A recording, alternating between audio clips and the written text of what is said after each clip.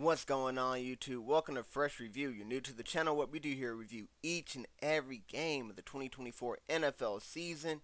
And this is our divisional round matchup. In the background, I have what I consider to be the game of the week, playing that the Baltimore Ravens take on the Buffalo Bills. But we're going to start this review off with the Houston Texans take on the Kansas City Chiefs. The Chiefs didn't play last week because they had a bye week. They're the number one seed in the AFC, and they took care of business at home. Now, this game started off with an electric kick return. It got the Chiefs in field goal range. The Chiefs weren't able to capitalize off that kick return, but that's a great special teams play for them.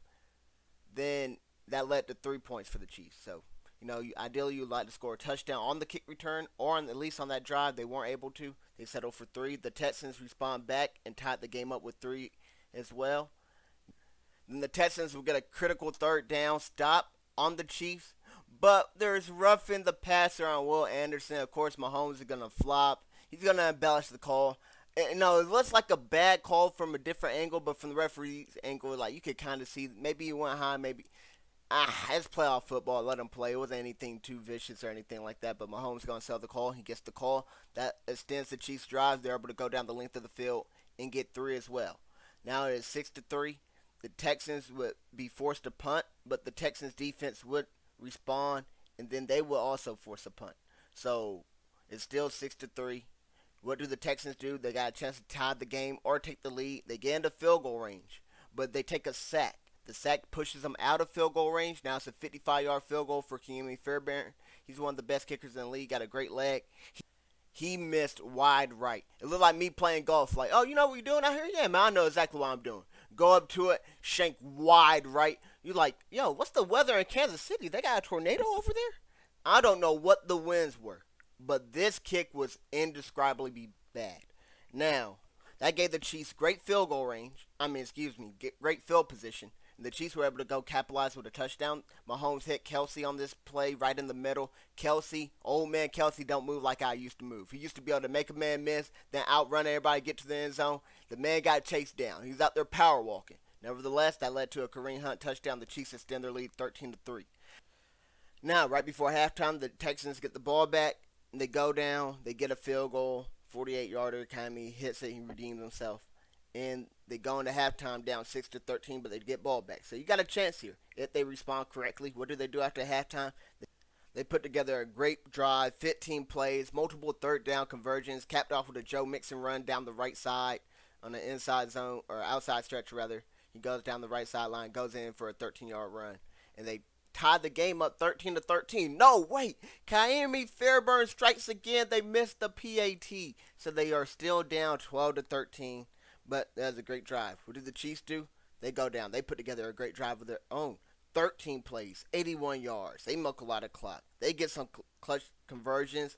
And Mahomes, one of the best passes you'll see him make. And he got a lot of great ones. It reminds me of the Super Bowl ones where they played the Tampa Bay Buccaneers. He's getting pulled down, but he still has the vision to find Kelsey and the arm strength to get the ball to him. On 3rd and goal from the 11, clutch play here by Mahomes. That put them up by 8, so now they're up 20-12. Game still isn't over. The Texans, how do you respond? You got to go down there and get a touchdown. The O-line just gives out. Stroud gets sacked on a 4th down and 10 when they tried to go for it. That allowed the Chiefs to try to capitalize, but the Texans defense respond. They get a quick 3 and out, but what happens on the next drive? The Texans get the ball. They got a punt again. They go 3 and out. Now the Chiefs kick a field goal, and that's pretty much the game. The Texans got a chance. They're down 11, right? So it's not officially over. It's 23-12 at this point. But the Texans get in field goal range, and they got to make the field goal, get on onside kick, stuff like that. They can't do it. Go wide. The field goal is blocked. Then the Chiefs, they just run out the back of the end zone, right? Because instead of like having the Texans get lucky with a blocked block punt or anything like that, they use all their downs, run out the back of the end zone. It's a safety, but it's only 9 points. So 9 points is still a 2-position game. High IQ stuff here by the Chiefs. That's why they're so great. Elite coaching.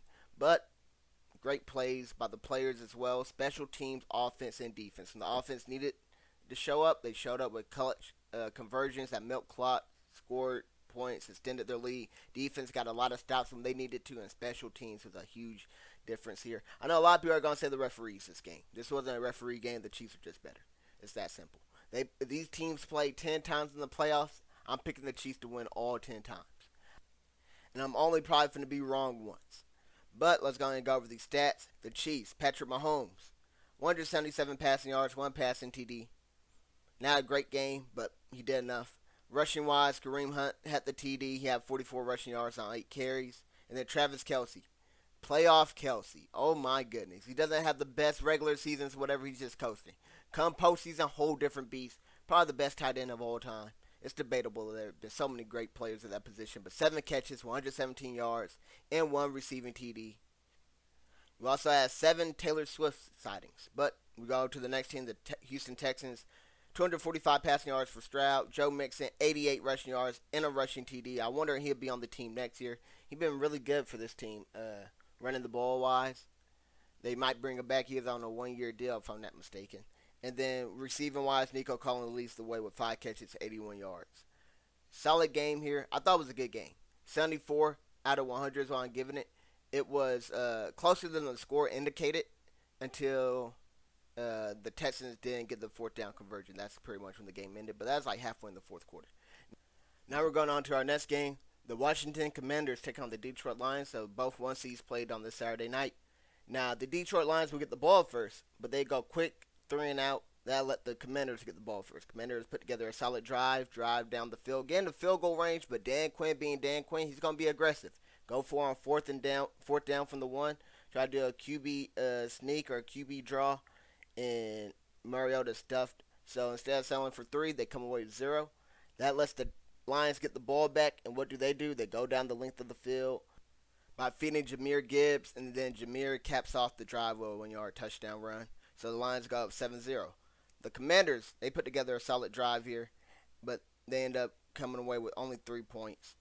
47-yard field goal by Zane Gonzalez. So the Lions up 7-3. They got a chance to extend their lead. What do the Lions do?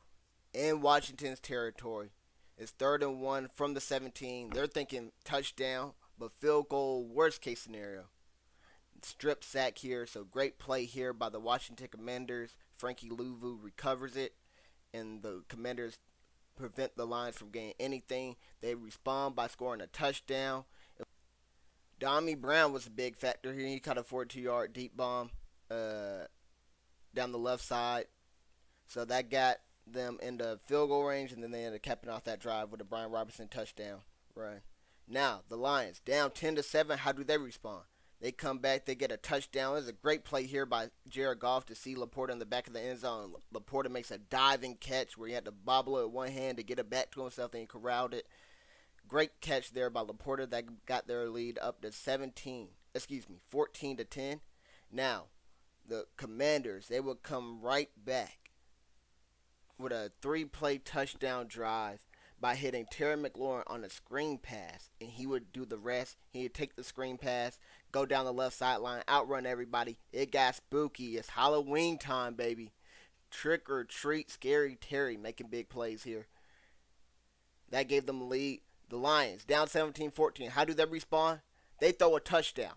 But to the wrong team. Jared Goff throws a pass too high, and then also gets popped on the return.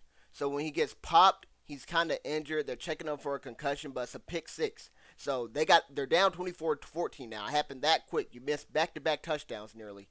And he's also out because they're checking him in the blue tent. So Teddy Bridgewater, he comes in for a drive. And how do they cap off that Teddy Bridgewater drive? They hand the ball off to Jameson Williams on the wide receiver reverse. The reverse sends Jameson Williams down the left sideline. He cuts back across the middle and runs all the way to the right sideline. Dives into the end zone for a 61-yard TD wide receiver reverse. Electric play. 3 touchdowns over a span of like 3 minutes. It is nonstop action here. What do the Commanders do? They get another touchdown. It is 31-21. We're not even at halftime yet. Jaden Daniels, he finds Zach Ertz for a 5-yard touchdown on 3rd and goal from the 5. So clutch play there. That touchdown was huge. 27-21 is good, but it's not 31-21. You want to stay up 2 possession on a team this good like the Detroit Lions. Then the Lions, they're marching back down the field. They're in field goal range to go right before the half. They can't even make it 28-31 if they score a touchdown. Goff throws another interception. The Commanders take a knee. They gladly go into halftime with a 31-21 lead, and they get ball back at half. So 2 possessions, it was a chance to extend their lead. What do the Commanders do? They punt. So unfortunate start there by the Commanders. Not what you're looking for. That allowed the Lions to get right back in the game when Jahmyr Gibbs scored his second touchdown. It was another TD run. Now, the Commanders, only up by 3, they put together a perfect drive. 15 plays, 70 yards.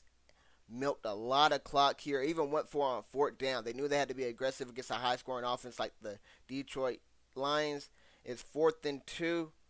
They even called timeout to think about what they should do here. They come back with a perfect play call. Jaden Daniels run, get you 3 yards on a design read option. Now we go back with a 4th and 2 from the 5-yard line. And the Commanders convert this because Detroit had too many men on the field. Bad time to be undisciplined here by Detroit. That allowed the Commanders to cap off that drive with a touchdown. Another TD run by Brian Robinson. This extended the Commanders' lead back up to 10. Game's not over yet. The Lions can go down and score, but what do you know?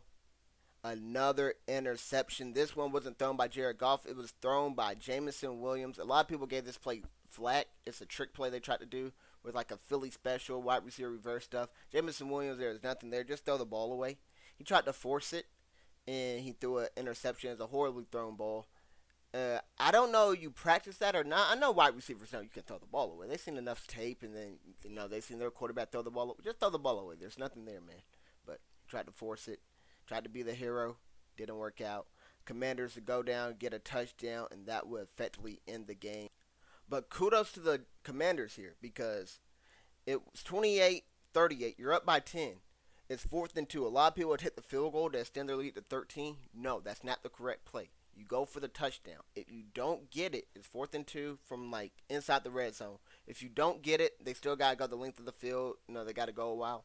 But if you do get it and you end up scoring a TD this drive, it's a 3-possession game. Game is effectively over. The field goal still makes it 2 possessions, so it doesn't really do too much. Great play here by the Commanders to take the touchdown. To take the gamble and then pay it off. They got the touchdown. Detroit would get a field goal. The Commanders would miss a field goal. Detroit would have a chance at the end. Touchdown and onside kick. Maybe there's hope. But no, Goff would throw another interception. Another one in the red zone. And that effectively ended the game. You hate to see the Lions' best season. 15-2. Number 1 seed in the NFC. You got home field throughout the NFC playoffs. And you lose your first matchup to the Washington Commanders. A team you're better than. Right, in my opinion, at least on paper and stuff. But I knew it was going to be a tough season for the Lions with all the injuries they were facing. As an Eagle fan, I expected the Lions and Eagles to clash. I got this one wrong. This is the only matchup I got wrong. So I did pick the Chiefs to beat the Texans. I picked the Lions to beat the Commanders. I got the other 2 matchups right. I thought the Eagles and Lions were on a collision course. Unfortunately, we don't get to see that, but we might see it next year. I think those are the 2 best teams when fully healthy. But shout out to the Commanders. Going on the road and winning 2 games. They had to try their luck against the Eagles next week. We'll see what that does for them. But let's start with the Commanders here. 299 passing yards by Jaden Daniels. 2 passing TDs. He was elite this game. You see he's the cover athlete. 16 carries, 51 rushing yards on the ground. When they needed him to use his leg to scramble, to extend plays, to pick up conversions, he did all that. Brian Robinson, though, 15 carries, 77 rushing yards, and 2 rushing TDs. Good game here by him. De'Ami Brown, 6 catches, 98 yards. Had 2 big plays this game, longest being 42 yards. And then Terry McLaurin had 4 catches, 87 yards, 1 receiving touchdown, and that 58-yard screen pass he took to the house. Great game here by the Washington Commanders. Now we go look at the Detroit Lions on the other hand. Jared Goff, 3 interceptions, 1 strip sack, and then you count the Jameson Williams pick that he threw. That is 5 turnovers. That's inexcusable. Look, rushing-wise, Jahmyr Gibbs, 14 carries, 105 rushing yards, 2 rushing TDs. They should have fed him more often. Jameson Williams had that 61-yard rushing TD we talked about as well. And then St. Brown, solid game here for him. 8 catches, 137 yards, 0 TDs. Gibbs also chipped in with 6 catches, 70 yards. So Gibbs, 175 total yards on 20 touches and 2 TDs. Great game here by Jahmyr Gibbs. He's elite. He's electric. I can't wait to see what he does next year. Because David Montgomery is really good, but But I think they got to stop doing the 1A, 1B and just make it the Jahmyr Gibbs show. Maybe 70-30 split because they try to get close to about 50-50, maybe 55-45. 60-40 at the. It need to be 70% Jahmyr Gibbs. He is electric. He's a threat to take anything to the house. But overall, I thought this game was amazing. I'm giving it a 92 out of 100. Very entertaining game. You could make it the case that it might have been the most entertaining out of all these games that were played, but it wasn't the best because the next two were better. And we're going to start with the LA Rams take on the Philadelphia Eagles. And it was a snow day. We got an Eagles snow day. You love to see it because when the Eagles get snow, their running backs start playing out of body. And it also goes for their quarterback, Jalen Hurts, when he decides to run. He gets a 44-yard rushing TD to start this game down the right sideline. Somebody tried to trip him up. He squats 600 pounds, though, so didn't even phase him. High-stepping out of those wimpy arm tackles. Runs into the end zone for the touchdown. Unfortunately, the Eagles missed the PAT, so they only got 6 points. The Rams would respond, though. They put together a nice drive by getting some third down conversions. And then it's 4th and 1 inside the Eagles' 10. They decide to go for it. Kyron Williams does pick up the 4th down conversion. And then on 3rd down, Tyler Higbee gets the touchdown. They make their PAT, so they're actually up. The Rams are up 7-6. And then we get back-to-back 3-and-outs by both teams here. The Eagles then respond with what a Saquon Barkley 62-yard TD run down the right sideline. Saquon Barkley, anytime he touches the ball, it is must-see TV. Be ready to jump out your seat because he is taken to the house. People will wonder, he was my cover athlete the last time the Rams played. He had 255 rushing yards against them, nearly 300 total yards, and maybe he did have 300 total yards. I can't remember. He killed the Rams. On prime time, everybody saw it. What will the Rams do to stop him this time? Absolutely nothing. Saquon's on the loose yet again. The Rams will come down, respond, get a field goal to make it 10-13. Both teams will punt again. The Eagles will get the ball, and right before half, they're in field goal range. They're on the cusp of it. They fumbled the ball. It's a missnap with the snap and all that. There's a sack, and then time pretty much expires. That's how they go into halftime. They had to do a Hail Mary. Gerard Verse, he sacked Jalen Hurts. The crowd let him have it. He let the crowd have it. There's animosity between Verse. He be chirping a little too much. I don't like these rookies coming to the game thinking they know what they talking about. No, I don't appreciate it as an Eagle fan. But they're going to halftime. Eagles are up 13-10. Then we get back-to-back punts again. The Rams punt first. The Eagles punt. The Rams get the ball after the Eagles punt. Kyron Williams to break this long run, 30-plus yards. But he didn't have the speed to get into the end zone. He ran like a 4.640. Kyron Williams is a really solid running back. He got vision, got contact balance. He can catch out the backfield, can pass block. He can do it all, but speed is speed. Saquon takes that to the house. Kyron Williams gets chased down, and the Rams end up having to settle for 3 after a sack to Stafford on 3rd and goal. So now instead of the Rams going up, where they should have had that breakaway TD run, he got chased down. It's tied up 13-13. Eagles get the ball back. They would go down, get a field goal of their own. The Rams would then punt. So the Rams punt, but this is a great punt. Pins the Eagles inside the 5. Eagles do something smart. They hand the ball off to Saquon. Let's get some breathing room. Right? Saquon gains 4 yards. Now you go from the 4 to the 8-yard line. Jalen Hurts would take this inexcusable sack. You can't take this sack here. I know Jalen Hurts banged up his knee, so he's been hobbled most of this game. He banged up his knee in the first half. He was hobbled. Normally, you try to extend the play here. Just get the ball out quick and early. Right, he held on to the ball too long here. He takes a sack in the end zone. It is a safety. The Rams are right in this game. It is 15-16. Although the Rams are still down, they got a chance to regain the lead and go for 2 and then make it a full touchdown game, whatever. But Kyron Williams gets stripped by Jalen Carter here. Jalen Carter was a beast this game. He gets the strip on Kyron Williams. The Eagles recover in great field position. But they score a touchdown. That's ruled back. They say Saquon didn't get in. So it's 4th and goal from the 1. Jalen Hurts, bad knee and all. We got to do the tush push. But no. Illegal formation. False start on Lane Johnson. That pushes the Eagles back. And they had to settle for 3. So instead of the Eagles going up 23-15, they're only up 19-15. The Rams would fumble again. This is a strip sack by Nolan Smith on Matthew Stafford. Clutch play here. The Eagles defense is showing up and showing out. Number one ranked defense. The Eagles will have to settle for another field goal though. So now the Eagles are only up 22-15. So it's similar to the Commanders game that they last lost, where they're getting the turnovers. The defense is showing up and showing out, but the offense isn't capitalizing. Maybe because the Rams defense is playing a really good game. Maybe because Hurts is banged up. Who knows? But the Eagles normally capitalize off of these turnovers. Weren't doing it this game.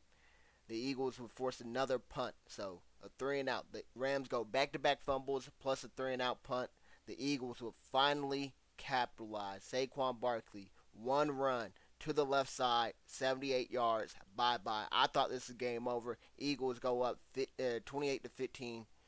I called my boy Sway. I'm talking to my boy Sway. Hey, yo, Sway, we going. We going. While I'm on the phone with my boy Sway, I'm hyping up and stuff. The Rams are marching down the field. They go down the length of the field. They get a touchdown. So now it's like 22-28. I got to hang up on my boy Sway. I'll call you back after the game. It's not over yet. The Eagles, we got to have a long drive. We can milk the clock. Time can run out. We go 3-and-out. So now it comes down to this. The Rams are only down 6. They got less than 2 minutes, but they go the length of the field and score. It's game over unless they leave enough time for the Eagles to capitalize or get a missed PAT, anything like that. But now it's do or die. I'm a little nervous. I won't lie to you. This could be a crazy choke job. Because when Saquon got that TD, I thought the game was over. You up 2 scores. The Rams haven't done anything for the past 3 drives. Surely we're not going to let them complete this comeback. They get 3rd and 2 from just outside the red zone. So they're marching down the field. Jalen Carter comes up. He gets a big sack here. It makes it 4th and long, 4th and 10. Matthew Stafford can't connect. Jalen Carter with the pressure. Hit Stafford as he throws the ball. Ball goes incomplete. End of the game. What a game this was. Absolutely spectacular. Saquon Barkley, historic performance. Only player in NFL history with 200 yards and 2 TDs on the same team in the same season. Jalen Hurts also had 70 yards rushing.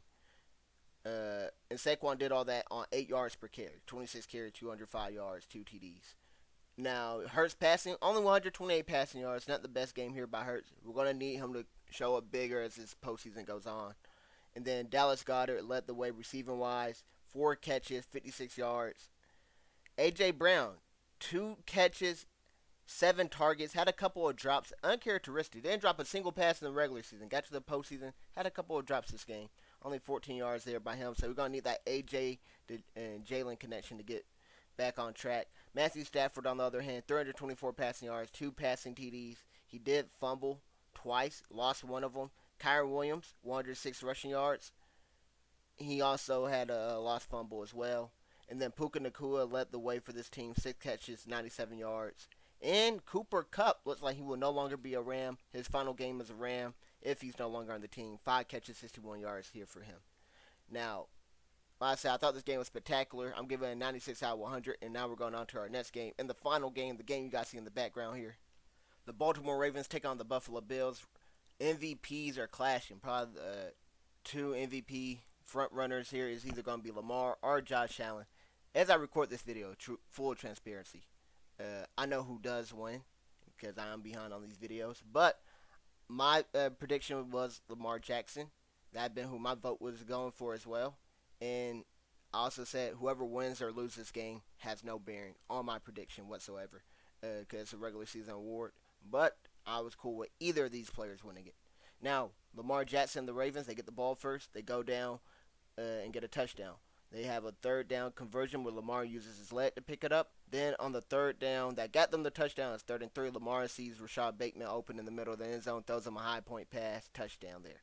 The Bills would respond. Josh Allen hits Khalil Shakir. Perfect deep ball down the middle. It was about 35 yards, I think the play was. And then Josh Allen used his legs to pick up a conversion. This time it was 4th and 2. So he runs, he picks up the conversion. And then Ray Davis, their rookie running back, he gets the 1-yard touchdown to cap off the drive. Lamar, 2 plays later, throws an interception. I don't know who this pass was meant for. It says Rashad Bateman because Rashad Bateman is the nearest person. But it was nowhere near Rashad Bateman. I'm not sure there's miscommunication on what there. But that pass definitely went right to the safety. Picked off there. The Bills, they got a chance to capitalize. They're not able to, though. They end up having to punt, so good job by the Ravens defense to stop them, prevent them from scoring off that turnover. The Ravens, what happens next? On their next drive, Lamar Jackson fumbles the ball. He mishandles the snap, gets back up, and then gets strip sacked as well. So that's a bad play all around about everything there. Von Miller scoops it up. I thought Von Miller was going to take it to the house. Von Miller ain't got the juice anymore. He's just like Travis Kelce. A few years back, he taken that to the crib. Old man Von ain't got it anymore. So he ends up getting tackled, but it's a big return there by him. Bills will score off of that turnover. Josh Allen get the 1-yard TD run. Tush push. Now the Ravens will go down the length of the field and get first and goal from the 2, but they're not able to punch this in. Derrick Henry gets stuffed. Then Lamar gets sacked. It's third and goal from the 8. He can't complete the pass. Great defense here by the Bills to get this goal line stuff. The Ravens had to settle for 3. It's now 14-10. How do the Bills respond? They go down. They get a touchdown. They extend their lead. They make it 21-10. Josh Allen uses his legs to get another rushing TD on a QB power. Just bulldozes his way into the end zone on crucial third down. That happened right before half. So Bills take a 21-10 point lead into halftime, and they get the ball back. But what happens? The Ravens force a 3-and-out onto the Bills. Now the Ravens go down the field, and they get into field goal range. Justin Tucker will make a 47-yard field goal. Now the Bills, still up 21-13. They can extend their lead, or they can punt again. 6 plays, they end up punting. The Ravens go down the length of the field just running the ball. Handoff to Derrick Henry. Lamar Jackson chipping in with some runs. More Derrick Henry handoff. Justin Hills gets a big play. And then Derrick Henry caps off the drive with a 5-yard touchdown run. This is bully football right here. 19-21. They go for 2. They will not be able to get the 2-point conversion. So it's 19-21. The Bills, not doing too much offensively. How do they respond? They go down. They get in field goal range, and they got to settle for a field goal. Brandon Bass makes a 50-yard field goal. Now, the Ravens, they're only down 19-24, and their offense has been looking great the second half. The Bills' offense has not. They've been stagnant. The Ravens can take the lead with a touchdown here. On 4th and 1, Mark Andrews takes the direct snap, picks up the 4th down conversion. Now, 2 plays later, Mark Andrews get hit on 2nd and 11. They got the first down. For some reason, Mark Andrews decides to juke the opposite way where he should have just been going. He should have just been running forward. He ends up getting stripped, and he fumbles here. So, tough break here by the Ravens here. The Bills would kind of capitalize. They get a field goal. It makes that 8-point game. Ideally, the Bills get a touchdown. It could have ended the game there. They got to settle for a field goal. They got it down to 3rd and goal from the 2. They tried to do a QB power again with Josh Allen. He got stuffed. They weren't able to get the touchdown. And I do agree with the decision to kick the field goal here. I think it's a little too risky to go for it. Get the field goal. Believe in your defense. And that can at least prevent the touchdown score or the 2-point conversion. So I agree with that decision. The Ravens do end up scoring the touchdown. Now they go for the 2-point conversion. They do not get the 2-point conversion. Mark Andrews drops the ball. Oh my goodness. He reminded me of the Steelers and Ravens game from years back when Lamar overthrew Mark Andrews on that mistake, or Mark Andrews couldn't handle the pass either then. Same play concept. Mark Andrews on the flat, drops the ball. That is how the game ends. Bills just run out the clock, and that's ball game. So, final score 27-25. I don't think even they get the 2-point conversion there, they win the game. Because worst case scenario, they force overtime, right? And then anything can happen in overtime. Both these teams getting the ball. Granted, the Bills' offense is stagnant, while the Ravens looking better in the second half, so they had some momentum there. But I think the Bills win this one in regulation. I think they 1 minute 30 seconds left, 2 timeouts. They can go down the length of the field, at least get in the field goal range, kick game-winning field goal. But nevertheless, tough, heartbreaking L for the Ravens. Bills win. They advance to go play the Kansas City Chiefs in a rematch of previous AFC Championship games. The Josh Allen-led Bills had not been able to beat the Kansas City Chiefs in the playoffs, but they were the only team that beat them legitimately this year. The Chiefs, I know they got 2 L's, but they rested all their starters against Denver. The only L they lost was to the Buffalo Bills, so the Chiefs would also be looking to avenge that L, and the Bills would be looking to avenge all their postseason L's over the past few years, with the exception of that one time they lost to the Bengals. But overall, can't wait to see that matchup. But for this matchup here, I thought it was absolutely spectacular. 98 out of 100. Now let's go ahead and talk about the stats real quick before we sign off. Josh Allen, 127 passing yards. James Cook, Had 67 rushing yards on 17 carries. Josh Allen, 10 carries, 20 rushing yards. He had 2 TDs though. And then Khalil Shakir, he had that one big play receiving wise, but other than that, nobody else. Shakir had 6 catches, 67 yards. That 34-yard catch for their opening drive. And then Cook was the next leading receiver with 3 catches, 15 yards.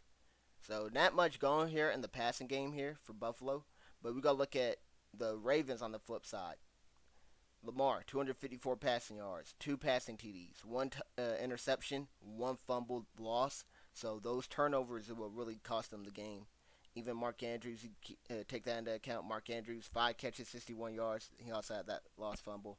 Isaiah Likely, the person that likely replaced Mark Andrews, especially after that fumble, they don't want him back in Baltimore. 4 catches, 73 receiving yards, and a touchdown. And Rashad Bateman stepped up solidly enough for missing Zay Flowers. Rashad Bateman, 4 catches, 66 yards, 1 receiving TD. And finally, the rushing attack for the Ravens, solid. All their main rushers, Henry, Hill, Lamar, all over 5 yards per carry. Henry had 84 rushing yards on the ground and a rushing TD. Hill had 50 rushing yards, and Lamar Jackson had 39. Overall, I said spectacular game, 98 out of 100. And that will conclude this video. So as always, thanks for watching. Hope you guys enjoyed. I hope to see you guys on the next one, our NFC and AFC Championship video.